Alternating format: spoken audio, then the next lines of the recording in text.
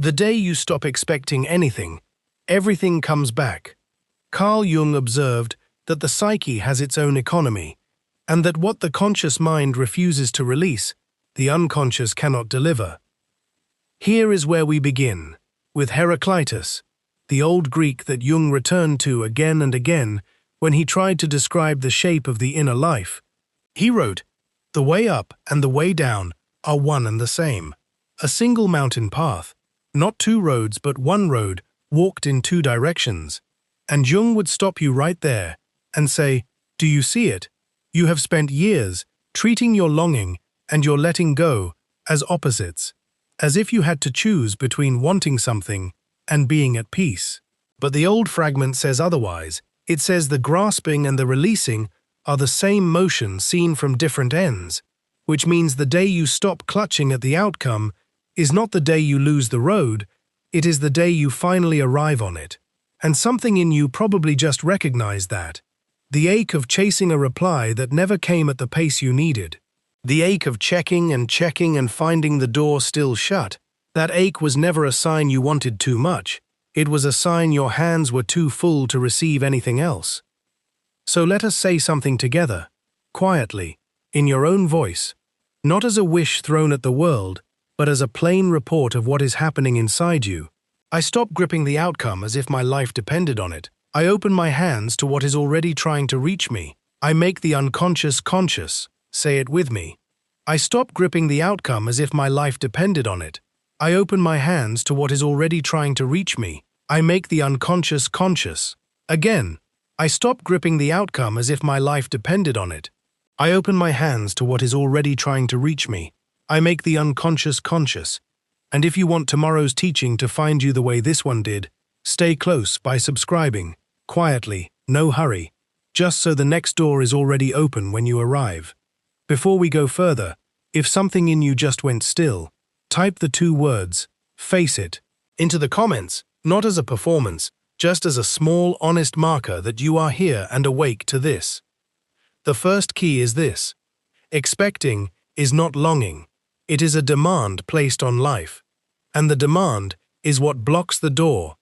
Jung wrote in his essay on the stages of life that the greatest and most important problems can never be solved, only outgrown. And he meant something very specific by that. He meant a problem stops being a wall when you stop pressing your whole weight against it. Think of the last time you refreshed a message thread for the 10th time in an hour. That was not devotion. That was the ego trying to force a resolution on its own timetable. And the unconscious, which works on an entirely different clock, simply will not be rushed by a demand. It is not stubbornness on its part, it is structure. The deeper layers of the psyche do not answer to pressure, they answer to space. Think for a moment of an old habit almost everyone recognizes without ever naming it. A child plants a single seed in a paper cup, and because the wanting is so pure and so new, the child cannot leave it alone. Every few hours, the small hands dig down into the soil just to check whether anything has changed. And of course, nothing has. And the digging itself disturbs the one process that might have let the seed take hold. This is not a children's mistake. It is the mistake of every grown person who has ever loved an outcome so much that they could not stop disturbing it. You know the seed you have been digging up, the phone call you have replayed 100 times before it even happens, the decision you have turned over so often in your mind that you have worn a groove into it, and every time you dig, you tell yourself you are simply checking. But Jung would ask you gently what you are actually doing to the soil each time your hand goes in. There is a second way to see the same truth. Picture two people standing at the same closed door. One presses their whole body against it, shoulder first, breathing hard, certain that if they only push a little harder it will give way. The other stands a step back, hands loose at their sides, simply present, waiting without straining. And here is what is strange. The door does not open because either one wants it to. The door opens on its own hinges, in its own time, but only one of these two people will actually notice the moment it begins to move, because only one of them still has attention left over from the pushing. This is the whole of the first key. Expecting is a fist, and life, whatever life is, does not fit into a fist. So the first small practice is simply this. Notice the one thing you are pressing hardest against, right now, this week, and for one day only.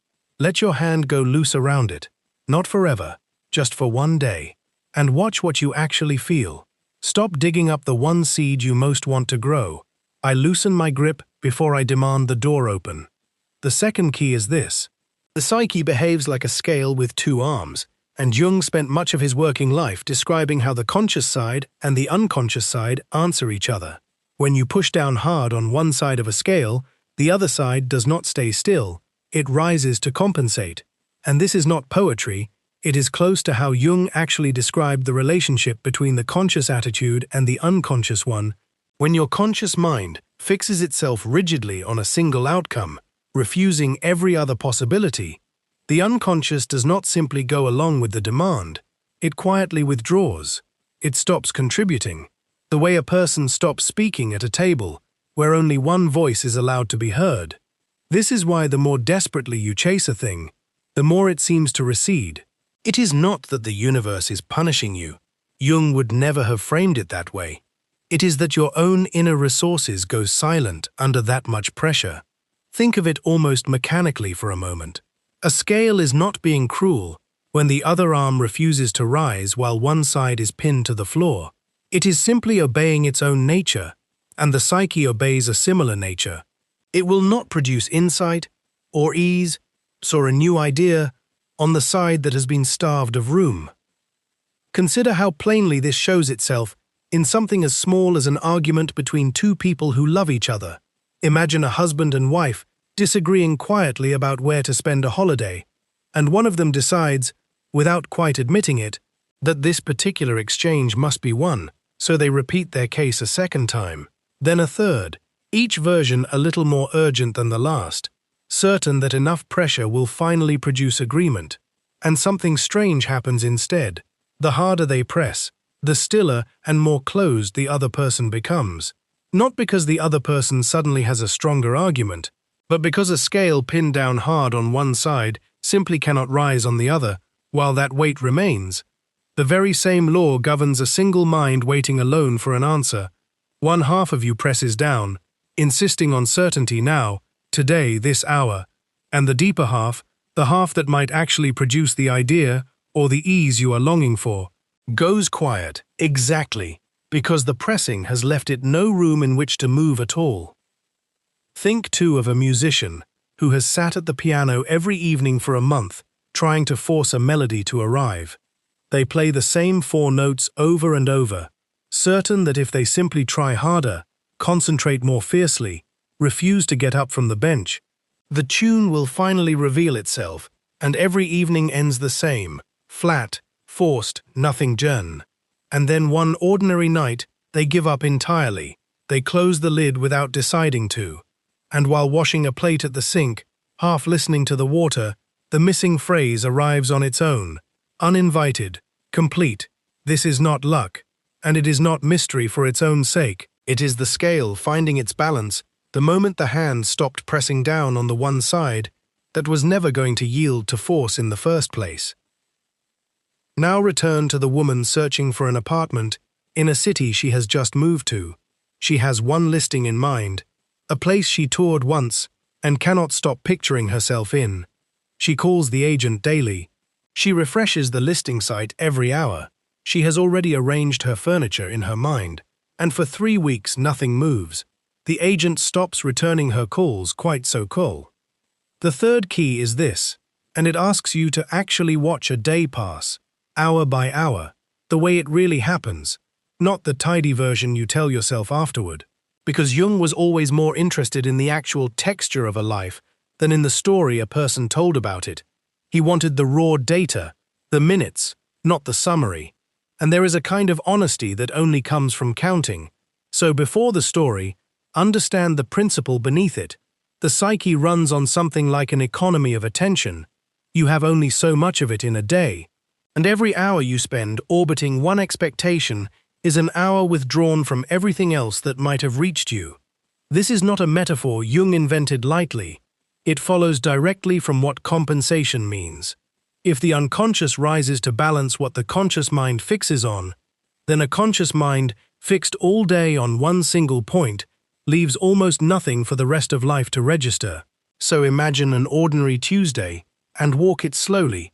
7 in the morning, you wake, and your first thought before your feet touch the floor is the thing you are expecting. Has it happened yet? You check before you have even had water, and already the day has been handed its theme before you have even chosen one. 8 o'clock, you are making coffee, and your mind is 3 steps ahead, rehearsing what you will say when it finally comes, rehearsing it so many times that the imagined version starts to feel more real than the kitchen you are standing in. 10 o'clock, you are meant to be working, but you check again. 11, again. The checking itself becomes a small ritual, almost soothing in its repetition, though it soothes nothing. Noon, you eat lunch quickly because part of you is elsewhere, waiting, and you could not describe the taste of the food if asked.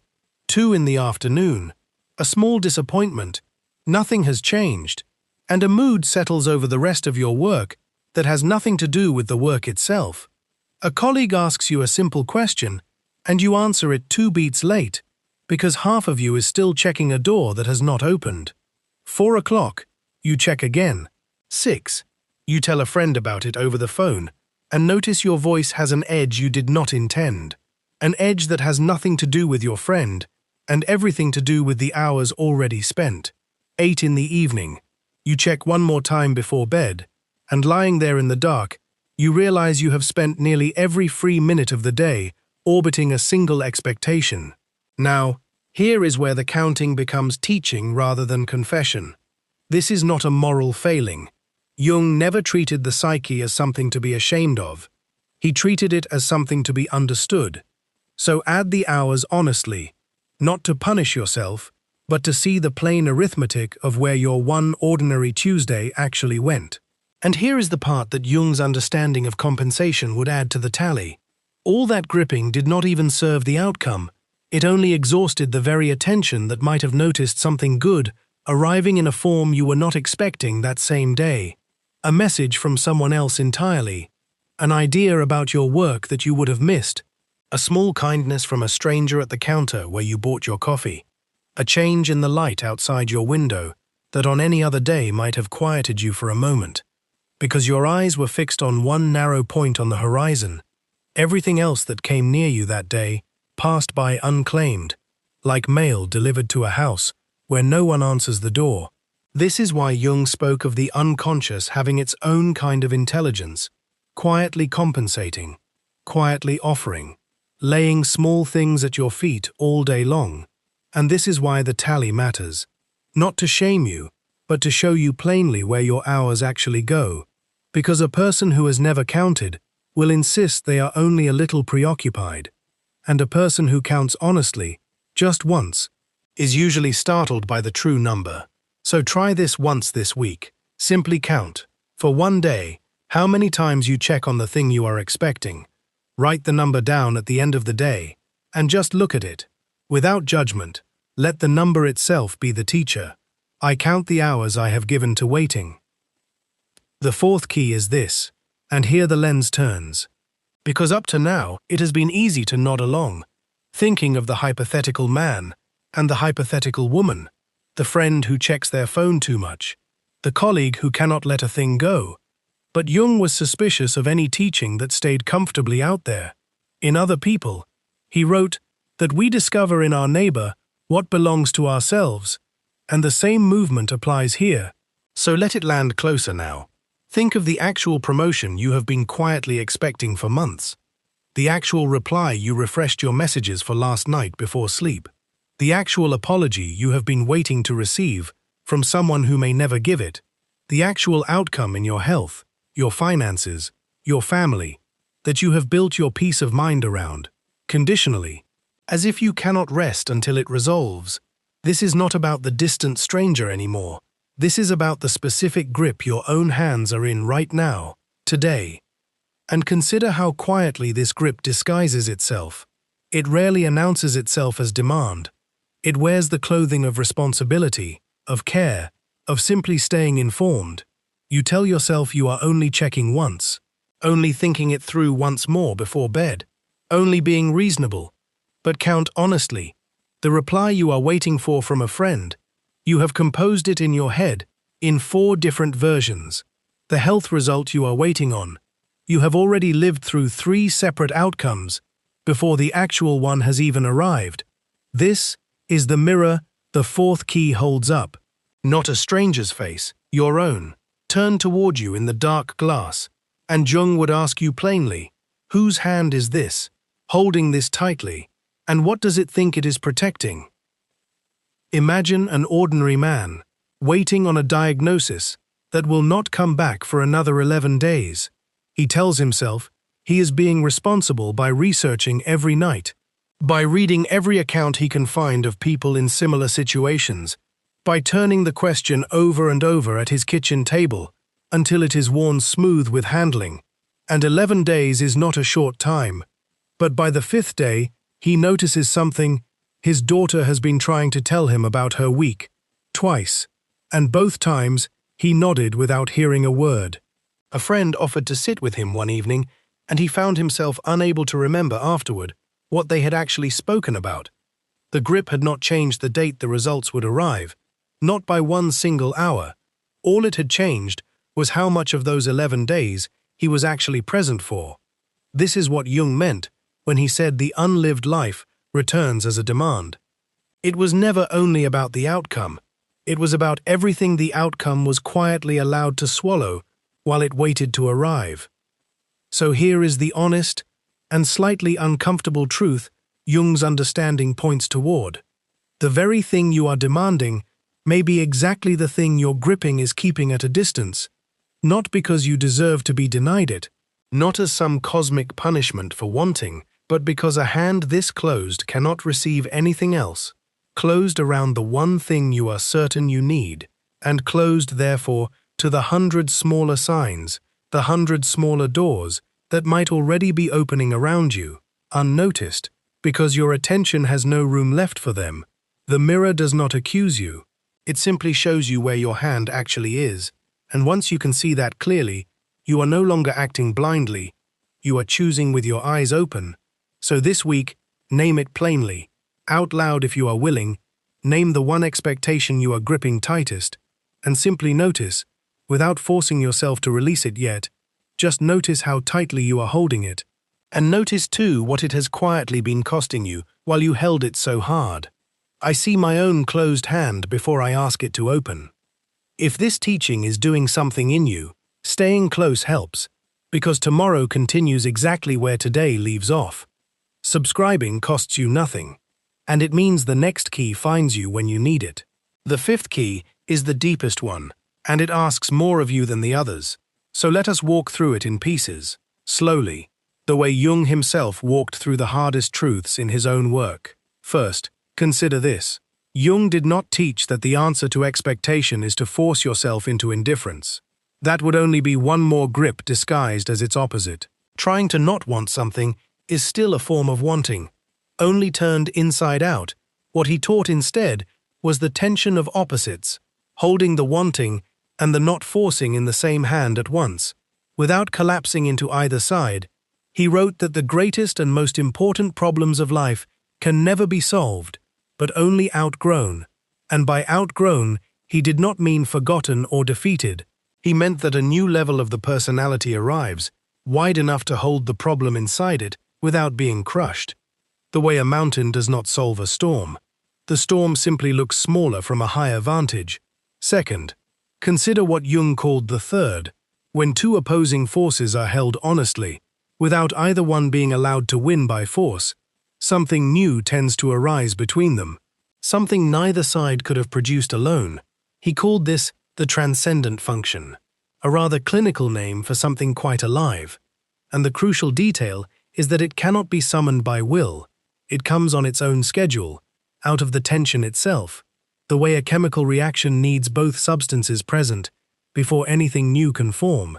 If you kill one side of the tension, by forcing yourself to stop caring, or by gripping so hard you crush the other side, nothing new can form at all. Third, Consider a story that stayed with Jung for the whole of his working life, from an old Chinese text called The Secret of the Golden Flower, which he studied closely and wrote a commentary on. There is a turning point described in that text, where a person stops forcing their inner disturbance to resolve in one direction, and instead simply holds still at the center of it, watching, and it is described as a moment where the opposites within a person quietly begin to circulate around each other rather than fighting. And Jung saw in this an image of exactly what he meant by outgrowing rather than solving. Not a victory of one side over the other, but a kind of turning wheel where both sides keep their place and something calmer moves at the center. Fourth, consider a letter Jung wrote in 1945 to someone who had written to him utterly crushed by a problem they could not resolve, and Jung told them plainly that the very intensity of their suffering was, in its own strange way, proof of the rightness of their life, not a punishment, not a sign of failure, but evidence that something real and large was moving in them, something too big to be settled by a quick answer, and he did not tell them to force a resolution. He told them, in effect, to trust the size of what they were carrying, to let it be as large as it actually was, without either drowning in it or trying to shrink it down to something manageable by force. And notice what he did not say. He did not say wait passively and do nothing. He did not say suppress the pain until it goes quiet. He said something far harder. Carry the whole weight of it honestly, without flinching away from either the wanting or the fear underneath the wanting. Fifth, consider how this tension actually feels in the body. Because it is rarely calm at first, it can feel almost unbearable, like standing between two people pulling your arms in opposite directions.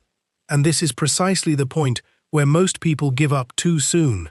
They mistake the discomfort of the holding for proof that the holding is wrong, so they collapse toward whichever side promises quicker relief. Hope forced upward into false certainty, or fear forced downward into numb resignation. Either way, the tension is abandoned before it has had time to do its slow work.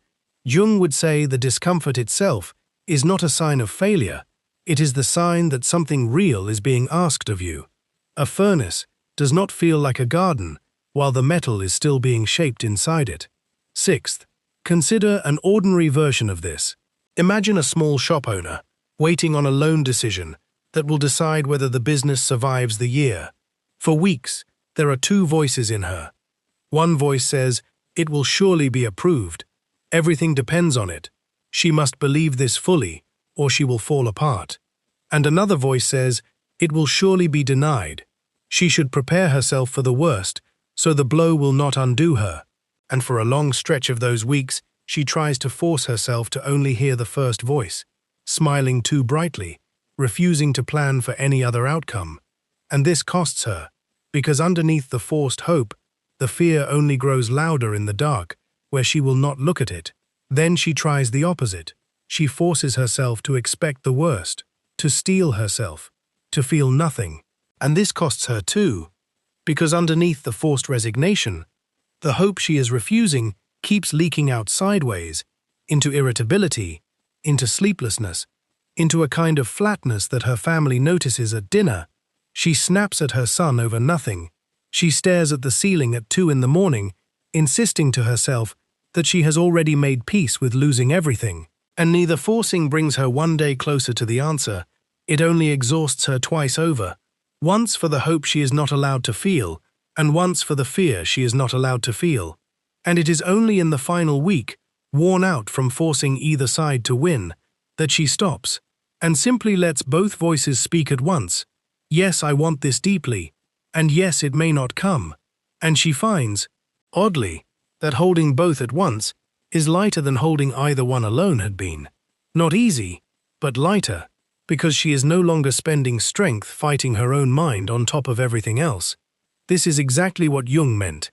The tension itself, honestly held, is not the crisis. The crisis was always the forcing. Seventh, consider why this matters for you specifically. Tonight, when you lie down and the old expectation rises again in your chest, you have 3 choices in that moment. You can force the hope higher than it honestly stands, which quietly starves the part of you that also has real fears. Or you can force the fear higher than it honestly stands, which quietly starves the part of you that also has real hope. Or you can do the harder and quieter thing, and simply say inwardly, "I want this, and I do not know," and let both sentences stand together without either one erasing the other. This is not weakness. Jung was clear that this kind of holding takes more strength than either extreme, because both extremes offer you the relief of certainty, while the tension offers you nothing but honesty. And honesty, held long enough, without being forced toward either shore, is what eventually gives way to something new, forming quietly underneath. Not because you forced it, but because for once, you stopped standing in its way. I hold both sides, without forcing either to win. The sixth key is small and warm, and it is simply this. When Jung spoke of things coming back once the demand is dropped, he was never describing a magic trick, he was describing a return of attention. When your hands unclench, you do not suddenly cause the world to rearrange itself in your favor. What happens is quieter than that, and in some ways better. You become able to notice what was near you all along. So picture an ordinary evening, a man who has spent months waiting on a single phone call that never seems to come. He sits at his kitchen table one night, finally too tired to check his phone again, and for the first time in weeks, he actually looks up, and there across the table is his daughter, telling him about her day in the particular voice she uses when she wants to be heard, and he realizes, with a small ache, that she has probably been talking to him like this for months, and he has been somewhere else the whole time, listening with only half an ear, waiting for a different voice entirely. Nothing about his situation has changed. The call he was expecting still has not come, but something in him has come back online. Some old capacity to actually be where his feet are standing. And this, far more than the call itself, is what Jung meant by the return. The friend who had been trying to reach you while your eyes were fixed elsewhere. The small, quiet talent you had put down years ago because you were too busy waiting for one particular door. The ordinary comfort of your own present life, which had been standing just behind you the whole time you were straining forward. All of it becomes visible again. The moment the grip loosens, this is what comes back. Not always the exact thing you were gripping. Sometimes it is that thing. Sometimes it is something better suited to who you actually are. But always, without fail, your own capacity to notice comes back first. And that noticing is worth more than the single outcome you were fixed on. Because a life spent gripping one door is a very narrow life, however good that door might be. You can stand pressed against it for years and never once turn around to see the room you are actually standing in. And a life with open hands, even while it still wants, even while it still hopes, is a wide one, wide enough to hold the waiting and the living at the same time. So let the title mean exactly what it says. The day you stop expecting anything is not the day you stop caring, and it is not the day you give up on the call, or the answer, or the door. It is the day your hands finally have room to receive whatever has been waiting nearby. The voice across the table, the small return of your own attention, the quiet evidence that your life did not pause just because one door stayed shut. I keep my hands open, and let the rest come back in its own time. Here is the whole picture. Expecting is a fist, and life does not fit inside one. The scale of the psyche cannot rise on the side you have pinned down with force. An ordinary day counted honestly reveals just how many hours the grip has cost you. The mirror turns and shows you your own hand closed around the very thing you are certain you need. The tension held without forcing either side to win is where something new is quietly permitted to form. And the return, when it comes, is first and always a return of your own attention. All 6 of these were never separate keys at all. They were one recognition turning in the light, that the grip and the gift cannot occupy the same hand at once, and that releasing the grip is not losing the road, it is finally standing on it. I stop gripping the outcome as if my life depended on it. I open my hands to what is already trying to reach me. I make the unconscious conscious. And if today you finally loosen your hold on the one thing you have been demanding, do not be surprised by what quietly finds its way back to you. not because you willed it, but because your hands, for once, were open enough to receive it. So tell me, what might already be standing at your door, waiting only for your hands to be free?